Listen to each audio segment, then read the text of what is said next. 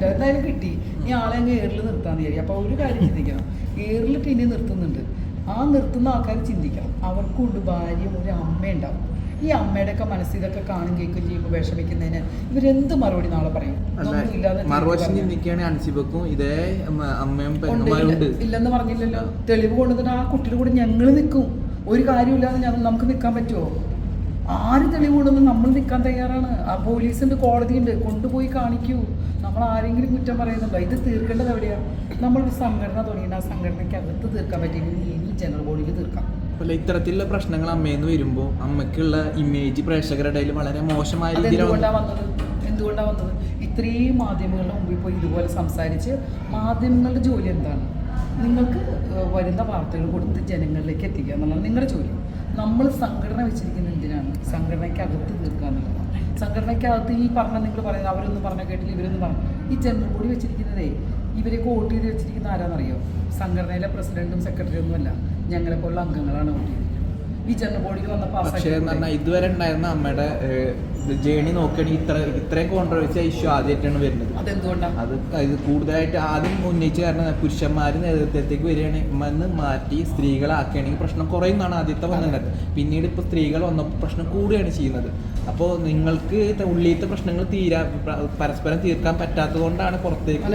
അറിയാൻ പാടാത്തൊരു കാര്യമുണ്ട്. ഈ അമ്മ എന്ന് പറഞ്ഞ സംഘടനയിൽ 3 വർഷമൊക്കെയാണ് തെരഞ്ഞെടുപ്പ് വരിക.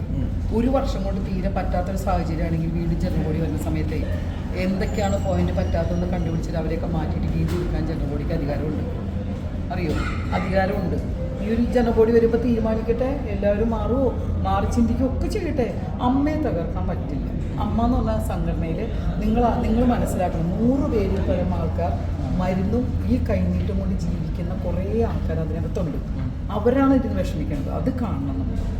അല്ലാതെ ഒരു സംഘടന തകർക്കാൻ നോക്കല്ല ചെയ്യേണ്ടത്. ഒരാൾ കാരണം ഇത്രയും പ്രശ്നങ്ങൾ ഉണ്ടായിട്ടുണ്ടെങ്കിൽ നമുക്ക് ജനറൽ ബോഡിയിൽ ഞങ്ങൾ ആ അൻസിബ ഞങ്ങളൊക്കെ സപ്പോർട്ട് ഇപ്പോൾ പറയും ഞങ്ങൾ നാട്ടുകാരുടെ സപ്പോർട്ട് ചെയ്യാമെന്ന്. സംഘടന ഉള്ളിൽ നിന്നല്ല, പ്രേക്ഷകരുടെ പിന്തുണ മാത്രമാണ് നിലവിൽ അൻസിബക്ക് ഉള്ളതെന്നാണ് കമന്റ് ബോക്സ് അടക്കം. അത് കമന്റ് ബോക്സ് ഒരു ഇത് വെക്കല്ലേ? വർക്ക് ഉണ്ടെങ്കിലേ ഞാൻ ഉണ്ടാക്കി തരാം കമന്റ് ബോക്സ്. ഇപ്പൊ ഞാൻ ഉണ്ടാക്കി തരാം. ഒരു കാര്യം കൂടി ചോദിച്ചോട്ടെ. ഇപ്പോൾ അൻസിബക്ക് വരുന്ന കമന്റ്സ്, പോസിറ്റീവ് ആയിട്ടുള്ള സപ്പോർട്ട് വരുന്ന കമന്റ്സ് ഒക്കെ PR വർക്ക് ആണെന്ന രീതിയിലാണ് ഞാൻ പറയണില്ല. കാര്യം എന്താ വെച്ചാൽ അൻസിബ എന്ന് പറഞ്ഞ കുട്ടി ഒരു തെറ്റും ചെയ്യാത്ത ഒരു പ്രായപൂർത്തിയായ കല്യാണം കഴിക്കാത്ത ഒരു കുട്ടിയാണ്. ആ കുട്ടിക്ക് ഭാവിയുള്ളതാണ്. നമ്മൾ ആരും ആ കുട്ടിയിൽ ഒരിക്കലും ഒന്നും പറയില്ല. പറഞ്ഞിരിക്കുന്ന കാര്യം ഒന്നേ ഉള്ളൂ, തെളിവ് വേണം.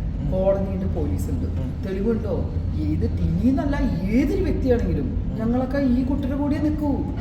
ഇത് വരാണ്ട് ഞങ്ങളൊക്കെ പറയാൻ പറ്റുമോ? നിങ്ങൾ നല്ലല്ല മാറിയത്? കാരണം എന്താ അറിയോ, 20 വർഷം കേസ് നടത്തിയ ഒരാളാണ് ഞാൻ. അപ്പോൾ എൻ്റെ ലൈഫ് എന്താണെന്ന് എനിക്ക് നന്നായിട്ട് അറിയാം. ഒരാളുടെ വേദന എന്താണെന്നറിയാം. ടിനിയുടെ വേദന മാത്രം കണക്കാക്കണ്ട, അവരുടെ അമ്മയും അവരുടെ വീട്ടിലെ ആൾക്കാരും ഉണ്ട്. അൻസിബയുടെ ഭാഗത്ത് അൻസിബയ്ക്ക് അമ്മയും ആൾക്കാരൊക്കെ അവർക്കും ഉണ്ട്. എല്ലാവർക്കും ലൈഫുണ്ട്. സംഘടനയിലെ കാര്യം സംഘടനയിൽ തീർക്കാൻ നോക്കാം. അപ്പോൾ ഞാൻ ഓപ്പൺ ആയിട്ടൊരു കാര്യം, ഇപ്പോൾ ഇത്ര കാലം അൻസിബ മാധ്യമങ്ങൾക്ക് കൊടുത്ത വാർത്തകളൊക്കെ തെറ്റാണ് അല്ലെങ്കിൽ നുണയാണെന്ന് ഇപ്പോൾ പറയാൻ പറ്റും? ഞാൻ പറയില്ലല്ലോ, ഒരിക്കലും പറയില്ല. ഞാൻ പറഞ്ഞിട്ടുണ്ടോ? ഞാൻ ഇപ്പോഴും ആവശ്യപ്പെടുന്നത് എന്താണ്? തെളിവ്. അപ്പോൾ ഞാൻ പറഞ്ഞത് ഇപ്പോൾ തെളിവുകളില്ലാത്ത പക്ഷം രണ്ടാളെ കൂടാതെ ടിനിച്ചേട്ടൻ്റെ കൂടെ സപ്പോർട്ട് ചെയ്താണ് നിൽക്കുന്നത്. അപ്പോൾ അത് സത്യമാണ്. അത് ആരെ ടിനിച്ചേട്ടനെ സപ്പോർട്ട് ചെയ്ത്? ചേച്ചി സപ്പോർട്ട് ചെയ്തല്ല മോനെ. ഞാനിവിടെ നിൽക്കുന്നു. ടിനി എന്നെ വിളിച്ചിട്ട് പ്രിയങ്ക എൻ്റെ കൂടെ എത്ര പ്രോഗ്രാം ചെയ്ത ആളാണ് ടിനി. എനിക്ക് ടിനിയെ കുറിച്ച് എന്താണ് അഭിപ്രായം പറയണമെന്ന് വെച്ചാൽ എനിക്ക് എന്താ പറയാൻ പറ്റുക? ശരിയല്ലെന്ന് പറയാൻ പറ്റുമോ? ഞാൻ എന്താ പറഞ്ഞത്? രാജിക്കത്തിനകത്ത് ഉള്ളത് ഞാൻ തൊഴിൽ സംബന്ധമായി ഫാമിലി കാര്യങ്ങളുമായി ഞാൻ രാജിവെക്കുന്നു. ഞാൻ കണ്ട ആളാണ്. ഞാൻ എന്താ പറയേണ്ടത്? അപ്പോൾ ടിനി അങ്ങനെ വിളിച്ചല്ലേ, ടിനി ശരിയല്ല എന്ന് ഞാൻ പറയണോ? ഞാൻ എന്താ പറയാൻ? തെളിവ് വരട്ടെ, അതുവരെ ഞങ്ങൾ വെയിറ്റ് ചെയ്യാം. അതുവരെ 2 പേരും കുറ്റപ്പെടുത്താൻ ഞാൻ തയ്യാറല്ല. അൻസിബയും കുറ്റപ്പെടുത്തില്ല, ടിനിയും കുറ്റപ്പെടുത്തില്ല. പിന്നെ അമ്മയിലെ വിഷയങ്ങൾ ദയവ് ചെയ്ത് ഒന്നും സംസാരിക്കേണ്ട കാര്യമില്ല. ഞാൻ അമ്മയെക്കുറിച്ച് ഒരു കാരണവശാലും ഒരു കുറ്റവും പറയില്ല. കാരണം 100 ആൾക്കാർ അവിടെ ജീവിക്കുന്നുണ്ട്. ഈ അമ്മ എന്ന് പറഞ്ഞ സംഘടന വീട് വെച്ച് കൊടുത്തും മരുന്ന് വാങ്ങിച്ചൊക്കെ അവരെ തകർക്കാൻ ആരും നോക്കണ്ട.